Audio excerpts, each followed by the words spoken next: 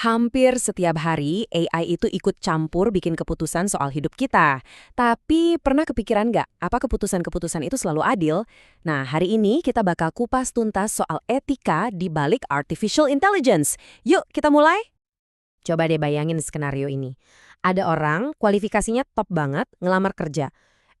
Tapi langsung ditolak mentah-mentah sama sistem AI perusahaan. Kok bisa? Apa sih yang sebenarnya terjadi di balik layar? Pertanyaan ini nih yang langsung bawa kita ke inti masalah etika AI. Nah, untuk menjawabnya, kita ini kayak harus berburu hantu yang sembunyi di dalam mesin AI. Tenang, ini bukan hantu beneran ya. Tapi ini tuh ibaratnya cacat tersembunyi yang diam-diam ngatur keputusan si AI. Dan ini dia jawabannya. Ternyata AI itu nolak si pelamar bukan karena dia nggak jago, tapi cuma karena namanya berbau etnis tertentu. Ini contoh nyata dari apa yang disebut bias algoritma, salah satu masalah etis paling gawat di dunia AI sekarang. Oke, sekarang kita udah tahu soal bias. Tapi yang perlu kita sadari nih, bias itu cuma satu dari 3 ancaman etis utama yang harus kita waspadai. Yuk kita bedah satu-satu. Ancaman pertama, yaitu tadi, bias dalam AI. Kayak di contoh rekepun barusan kan?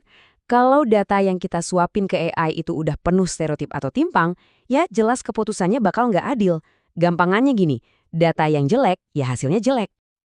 Ancaman kedua, ini juga ngeri. Deepfake.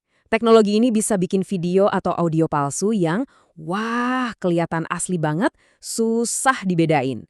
Coba bayangin dampaknya. Berita bohong bisa nyebar kayak kilat, dan reputasi orang bisa hancur dalam hitungan detik. Dan yang ketiga, ini nyangkut kita semua. Banget. Privasi data.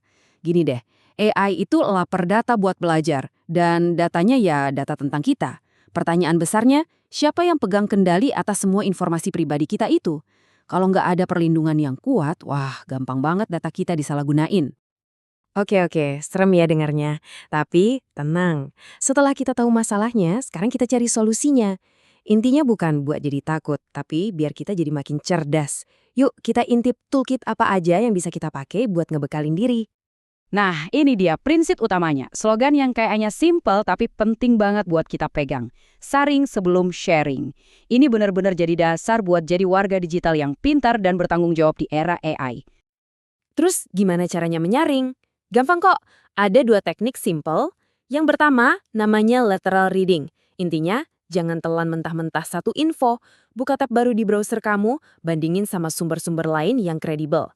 Kedua, fact-checking. Manfaatin aja platform pemeriksa fakta yang udah banyak buat ngecek bener nggaknya sebuah berita. Gampang kan?